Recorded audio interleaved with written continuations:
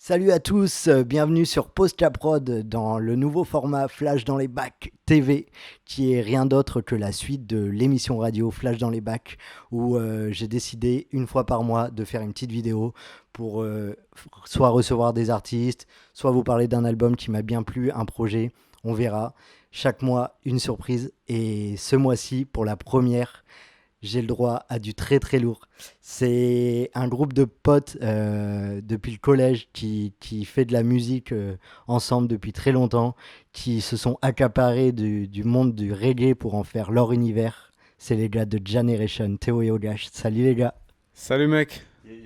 Est-ce que la présentation était bonne? La présentation, ouais, c'était pas mal, ouais, grave. On est des anciens potes du collège et on s'est un peu accaparé le reggae pour en faire notre musique. On a fait une petite sauce avec tout ça, quoi. Ça fait déjà un petit bout de temps maintenant que vous tournez, le temps passe. On tourne, ça fait 5 ans qu'on tourne de manière professionnelle. Et puis ça fait depuis 10 ans, presque 11 ans même, qu'on a fondé le projet Generation avec Ogash. Donc voilà, merci de nous recevoir, ça fait plaisir. Eh bien, merci à vous d'avoir répondu à l'invitation. Je suis trop content de vous avoir parce que je vous ai découvert, comme beaucoup de monde, je pense, sur un morceau avec Naman qui s'appelle Control Your Tempa, si je me trompe pas. Et du coup, s'en est suivi la sortie du premier album qui porte le nom de votre groupe, Generation, en 2016.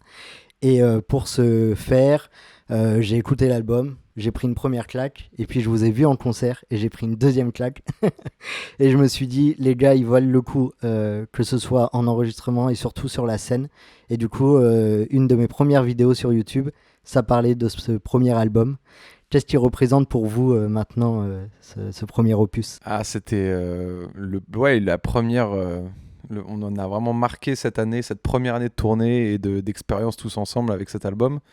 On a commencé la tournée en fin 2015, début 2016. On n'avait pas le disque justement, on le faisait en même temps qu'on tournait, donc c'était une année très chargée. Et le fait de finir cette année avec cet album en fin novembre, c'était fort quoi, parce qu'on avait la date avec Dubbing au Zénith de Paris qui était à peu près le même jour. C'était le lendemain, voilà. Et donc, en fait, on arrivait sur cette scène avec l'album la veille, l'anniversaire de Théo, le Zénith. Enfin, c'était, ouais, c'était fort. On était très contents de le sortir. C'était notre première vraie expérience un peu plus sérieuse et tout. Et surtout d'enregistrement avec l'équipe, etc. Où on a un peu plus inclus les gars dans tout ça par rapport à ce qu'on faisait avant. C'est-à-dire juste Théo et moi et puis des maquettes avec ce qu'on pouvait, quoi. Donc, ouais, en vrai, c'était un premier accomplissement. Et aujourd'hui encore, cet album, beaucoup de gens l'écoutent. Donc ça veut dire que en effet il a quand même marqué pas mal de gens et donc c'est une fierté pour nous, ouais. Et du coup, le troisième album dont on va parler maintenant, qui est sorti le 29 octobre dernier, Ouais. tout récent. Ce que je vous propose, c'est que pour en parler plus et de manière plus ludique, j'ai préparé deux jeux, si vous voulez bien. Okay. Le premier, c'est le Pictionary musical. C'est-à-dire qu'en face de vous, celui des deux qui dessine le mieux va piocher un des titres de l'album et va devoir le faire deviner à l'autre. Okay. Je sais pas si j'ai été clair. Ah, si, carrément. Voilà. Donc, il y a deux morceaux. Je les ai numérotés. Okay. Donc, vous choisissez celui qui dessine, celui qui devine. Moi, je suis... Allez. Théo se lance. Donc là... C'est ça. Un des deux. Donc, le premier, si... Ouais, moi, je vais prendre le premier. Du coup, je lui montre pas. Arrête de copier. Bon, ouais, c'est... Ok. Il y a un chronomètre ? Non. Prends... Le chronomètre, c'est le concert.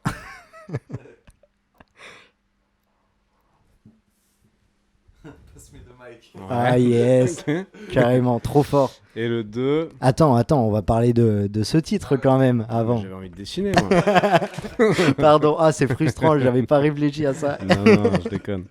Bah ouais, le but c'est d'en parler, c'est le premier titre de l'album.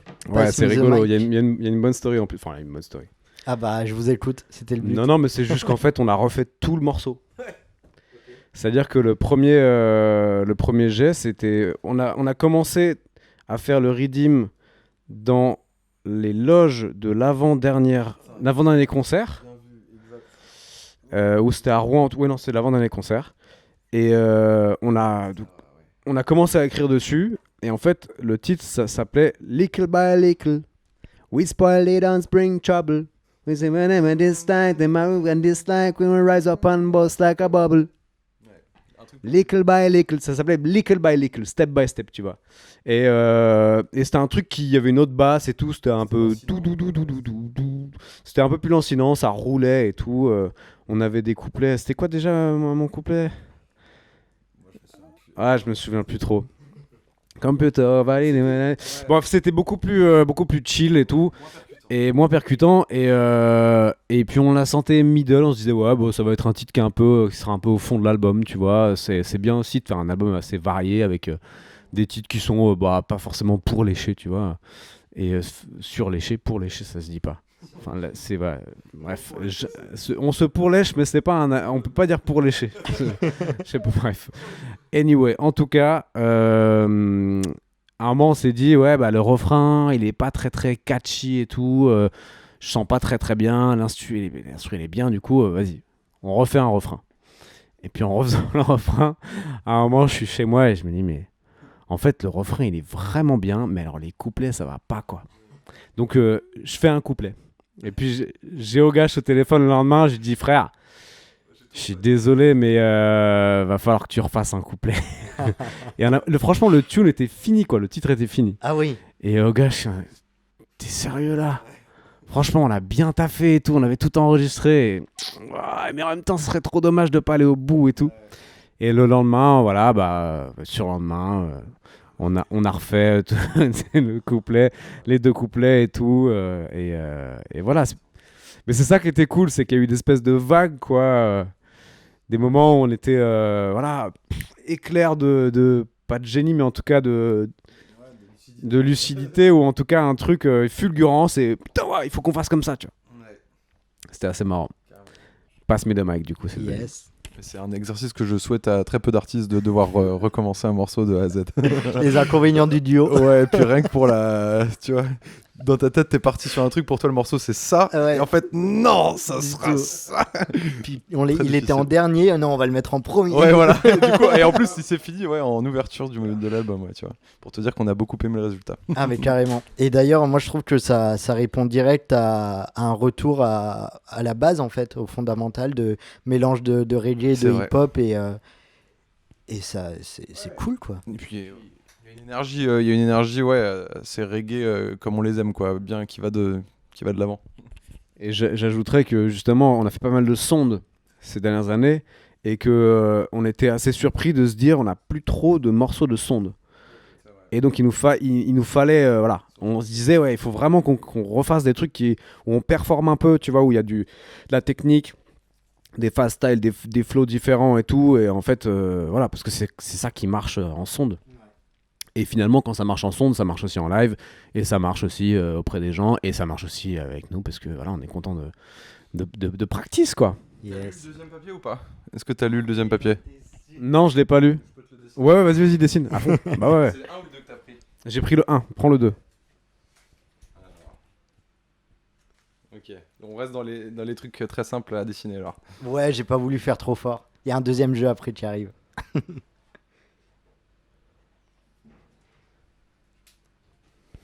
Oh putain, attends, mais Turning. Voilà.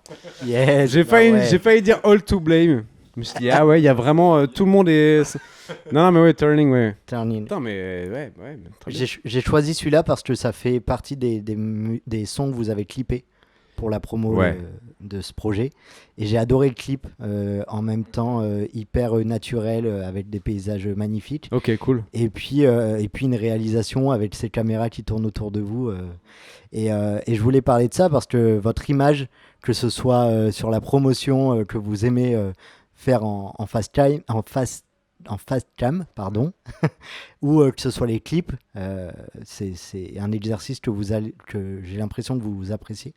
Ouais, bah écoute, ça demande beaucoup de travail, évidemment, mais c'est vrai que le fait d'avoir fait, je pense, cet album vraiment à deux, on avait plus les idées claires là-dessus, tu vois, sur ce qu'on voulait véhiculer, on a, enfin, chaque clip qu'on a fait, on a été coréal, quoi.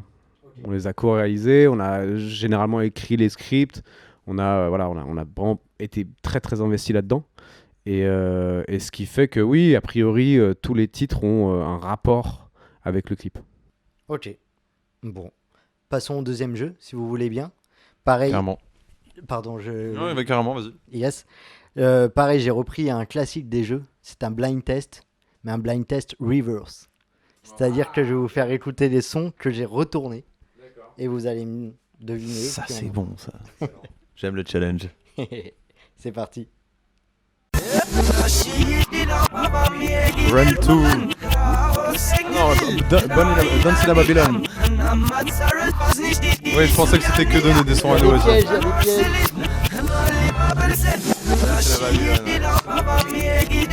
Bien vu, bien vu.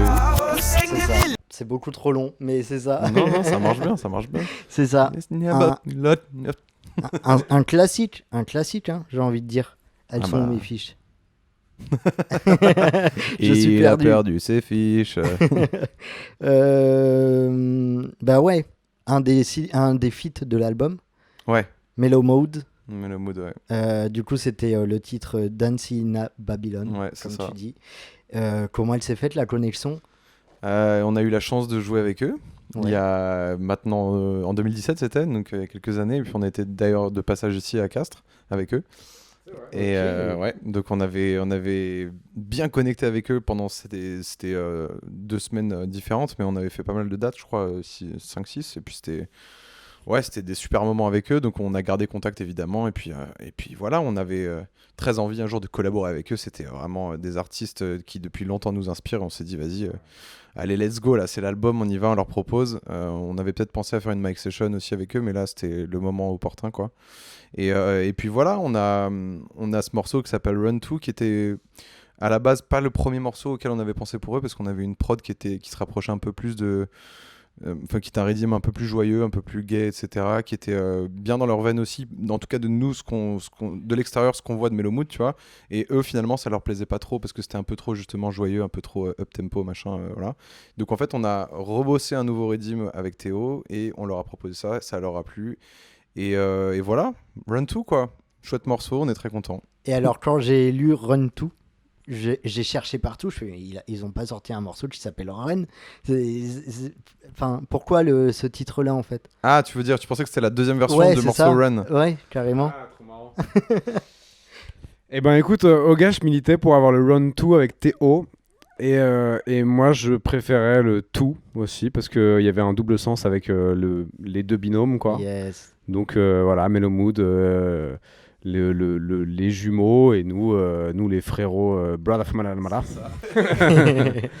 Yes. Donc voilà, il y avait ce truc, et puis c'est plus graphique aussi, je trouvais. Donc on a évidemment demandé à Jacob et à Jacopo et Lorenzo s'ils étaient d'accord, et eux aussi ont préféré le 2. Ok. Donc voilà, Run 2. Ok, c'est pour ça. Une blague pour les anglophones, en fait. Moi qui suis très mauvais, même si c'est la base, hein, en vrai. Ouais, c'est, oui. C'est un petit jeu de mots. Tout petit jeu de mots. On passe au suivant.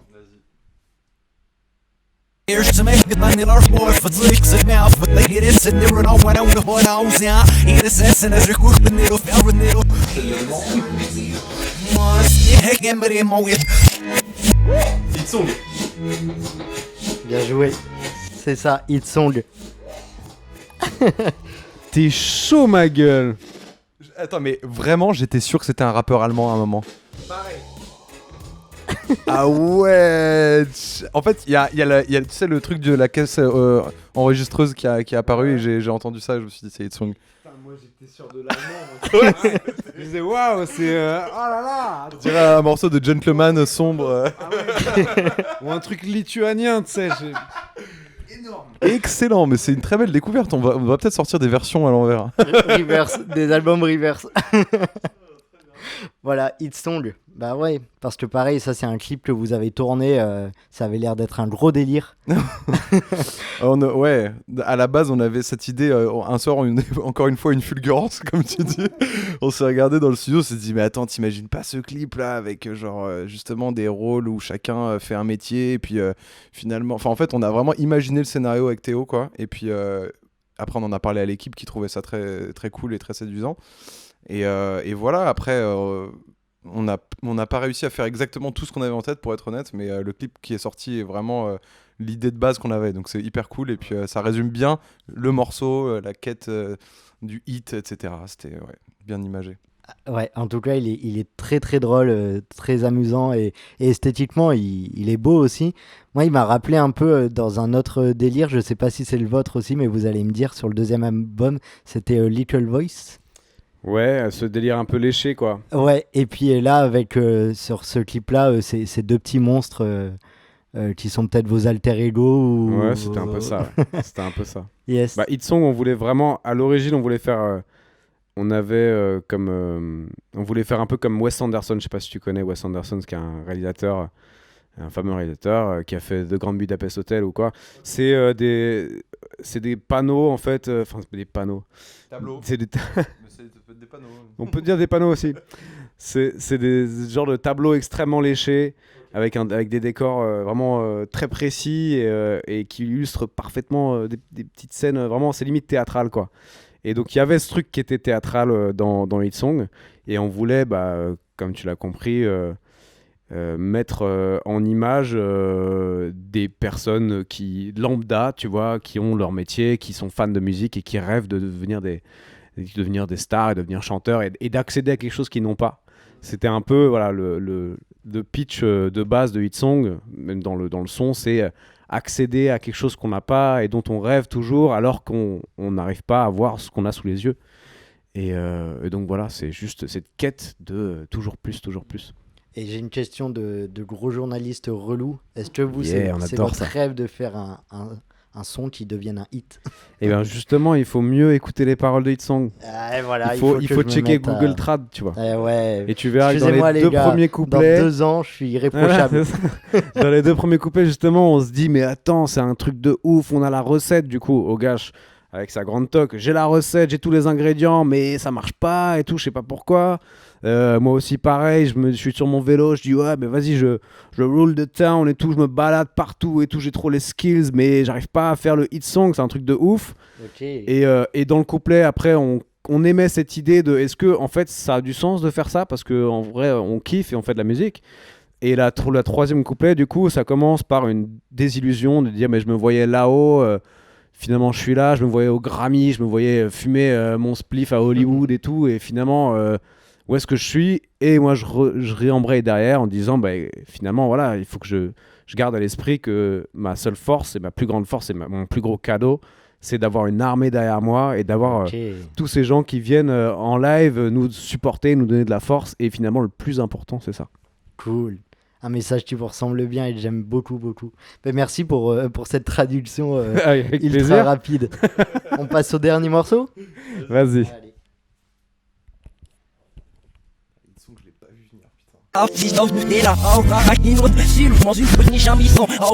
Demi-pension, live.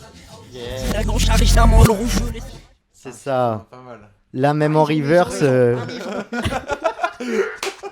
C'est excellent, mec. même en reverse, là, le ton de demi-portion, on le reconnaît bien. Je me suis dit, Ouais. c'est trop facile. Il a Non, une mais voix c'est quand même dur, hein. Il y a un challenge, hein. Yes. Ah ouais. Non, bien vu. C'était ça, c'était Alive. Alive. Live, ouais. Alive. Voilà. Euh, S'il te plaît. pardon, Alive. Sur du coup, comment on appelle ça, une mixtape, Mike Session, Ouais, Ouais. c'est une mixtape, ouais. que vous avez invité, qui est sorti entre le deuxième et le troisième album, si je dis pas de bêtises. Entre le premier Ouais. et le deuxième, pardon. Ok. Et pourquoi je vous fais écouter ce dernier son? C'est parce que le prochain concert que vous allez faire le plus près d'ici, ça sera au Bikini, Tout à le fait. 12 décembre. Et vous partagez l'affiche avec demi-portion. Tout à fait. Un concert qu'on attend, lui, pour le coup, depuis pas mal de temps, parce que si je dis pas de bêtises, lui, il était dans la liste des concerts qu'on devait faire sur la tournée de Stuck in the Middle. Donc, il a été décalé pas mal de fois, et donc là, cette fois-ci, c'est la bonne. Je touche du bois. Non, ça va être très cool. Ouais, bah en effet, Demi-P qui sera là aussi. Je pense que c'est une salle qui est. En fait, on entend tellement parler de cette salle depuis des années là que. Vous y avez jamais joué au bitume? Et non. C'est une grosse salle, Wow. tu sais. Donc, Ouais. on a. Voilà, c'est un beau challenge quand Ouais. même de remplir ça. Et voilà, après Toulouse, c'est quand même un endroit où on sait qu'on a pas mal de supporters et tout, donc c'est cool. Je pense que ça va être une bien belle soirée, carrément. Bah, je donne rendez-vous aux gens là-bas, ça va être une grosse soirée. Ouais, Ok. on a perdu une GoPro. Bon, bah, de toute façon, j'allais dire aux gens que si vous voulez vous retrouver, ça serait le 12 décembre à Toulouse. Et s'ils veulent monter un peu plus dans le nord, le 5 mars, l'Olympia.